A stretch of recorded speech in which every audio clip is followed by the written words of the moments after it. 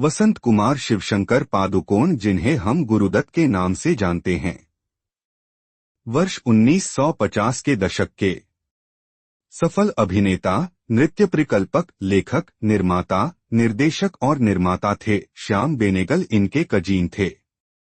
CID, बाजी, भरोसा, प्यासा, कागज के फूल, चौधरी का चांद, साहब बीवी और गुलाम जैसी फिल्मों के लिए गुरुदत्त को जाना जाता है। 1951 में जब गुरुदत्त बाजी बना रहे थे तो फिल्म के ही सेट पर उनकी मुलाकात गायिका गीता रॉय से हुई और उन्हें उनसे प्यार हो गया। दोनों 1953 में विवाह बंधन में बंध गए। दोनों की का जीवन अच्छा चल रहा था, तभी प्यासा बनने के दौरान दोनों पति पत्नी के बीच दूरियां शुरू हो गईं। कारण था उनकी वहीदा रहमान का उनके जीवन में आना। एक बार गुरुदत्त को एक चिट्ठी मिली। उसमें लिखा गया था कि मैं तुम्हारे बिना नहीं रह सकती।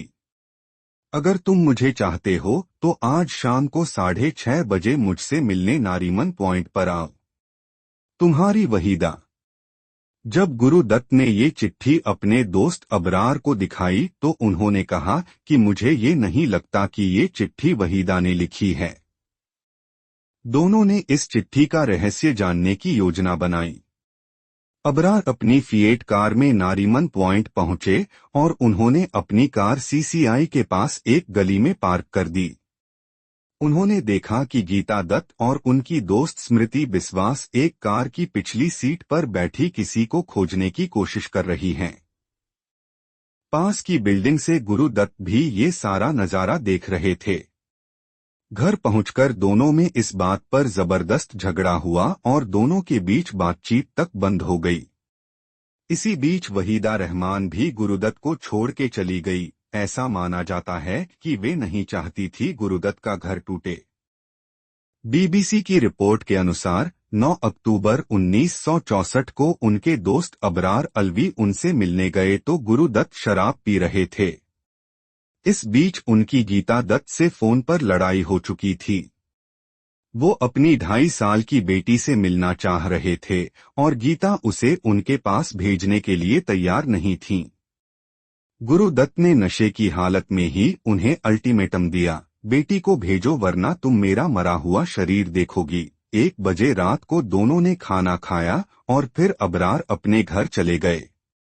अगले दिन 10 अक्टूबर को दोपहर में उनके पास फोन आया कि गुरुदत्त की तबीयत खराब है। जब वो उनके घर पहुंचे तो उन्होंने देखा कि गुरुदत्त कुर्ता पायजामा पहने पलंग पर लेटे हुए थे। पलंग की बगल की मेज पर एक गिलास रखा हुआ था जिसमें एक गुलाबी तरल पदार्थ अभी भी थोड़ा बचा हुआ था। अबरार के मुंह से निकला, गुरुदत्त ने अपने आप को मार डाला है। लोगों ने पूछा, आपको कैसे पता? अबरार को पता था क्योंकि वो और गुरुदत्त अक्सर मरने के तरीकों के बारे में बातें किया करते थे। गुरुदत्त ने ही उनसे कहा था, नींद की गोलियों को उस तरह लेना चाहिए जैसे माँ अपने बच्चे को गोलियां खिलाती है, पीसकर और फिर उसे पानी में घोल कर पी जाना चाहिए। अबरार ने बाद में बताया कि उस समय हम लोग मजाक में ये बातें कर रहे थे। मुझे क्या पता था कि गुरुदत्त इस मजाक का अपने ही ऊपर परीक्षण कर लेंगे। गीता दत्त या वहीदा रहमान किसके कारण गुरुदत्त ने की थी आत्महत्या, ये तो गुरुदत्त ही बेहतर जानते होंगे।